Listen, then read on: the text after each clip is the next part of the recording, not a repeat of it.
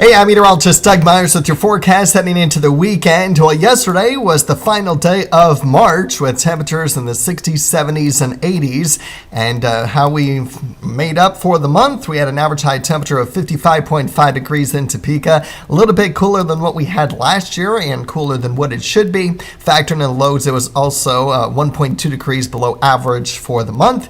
And our warmest, of course, was yesterday with the coldest temperature of 14 degrees. We were also a little bit behind when it came to precipitation. Also got a little bit of snow as well. And other areas also were behind in precipitation as well. So it was fairly dry for the month of March overall. But let's take a look at what to expect for the month of April. We average a high temperature of 63 with a low of 39. By the end of the month, 71 and 49. You'll notice that the sunrise, sunset times get earlier with sunrises, later with sunsets as we get more daylight, and we average about 3.81 inches worth of precipitation. Still, the 30-year average giving us 0.1 inches of snow. I don't see any snow in the first half of the month, but we'll see. Now, let's take a look at what to expect for the 30-day average. That was a 30-year average, what you just saw with the month stats. This is the 30-day average, and we averaged normal precipitation or equal chances of drier than normal or wetter than normal, but wetter than normal just off to our east. So it just kind of depends on how storm systems track. As far as temperatures are concerned, we'll be near normal again. A little bit above normal if you're along and south of I-35 and southeastern portions of the state. And you'll notice that we pretty much divide the northwest and southeastern portions of the country with below normal temperatures and above normal temperatures, respectively. All right, so that's the 30-day average. What's the 8-day forecast? All right, let's take a look at today. Temperatures, there may be a few more upper 50s than this model indicates, but generally upper 50s and low 60s for highs today.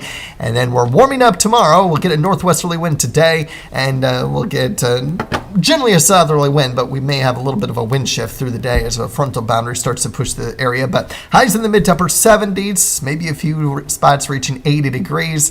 But what about those winds that we've been stuck with for the last couple of days?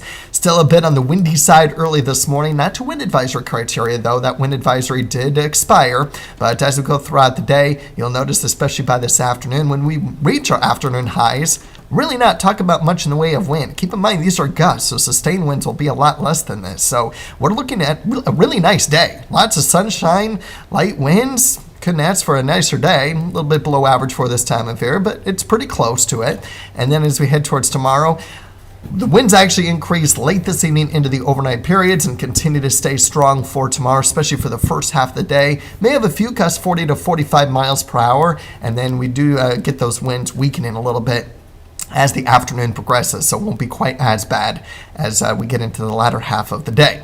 And then as we head towards next week, you'll notice that wind shift throughout the day Sunday. That's setting us up with a frontal boundary that will start us out with temperatures cooler on Monday. But how much cooler? Well, it depends on how far south that frontal boundary will be on Monday.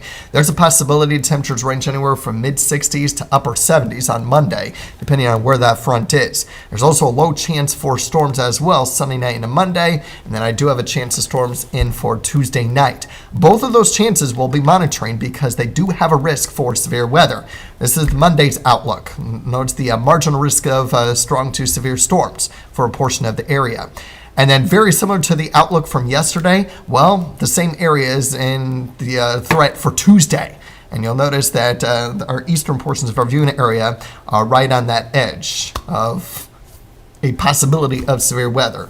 The higher probability is in the orange. Obviously, we'll continue to fine-tune this as we get closer, but I'm not sold on overall rain for the next 8 days. What storms we could get could be severe, and it's almost like yesterday. It's a conditional risk storms even exist in the first place because the European model, not all that excited about bringing us rainfall across the area, except areas east of Highway 75.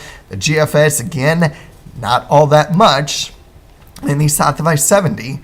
So we're really not looking at a whole lot, but what we do get could be strong to severe for Sunday night into Monday, especially on Monday. Not necessarily Sunday night because that Monday outlook starts at 7 a.m. So it's whatever storms still are in the area from Sunday night. And then for that Tuesday time period, it's mainly going to be in the late afternoon, evening. before we start to usher in that cold front. That cold front will bring us cooler temperatures on Wednesday to 59 degrees, even below freezing for Wednesday night, Thursday morning. So keep that in mind. If you're a gardener, don't be planting a whole lot of stuff because we're still a couple weeks out before we get our potential last freeze. And then temperatures start to warm back up a little bit as we get towards next Friday and Saturday. So that'll be something that we'll continue to keep an eye on. In the meantime, enjoy this weekend. Lighter winds, relatively speaking, this afternoon compared to tomorrow, even though it will be warmer tomorrow. And so all in all, it's not going to be a bad weekend at all. Also have to watch out for the fire danger threats, especially as we head into next week with some windy days. So be aware of that as well. Have a great day.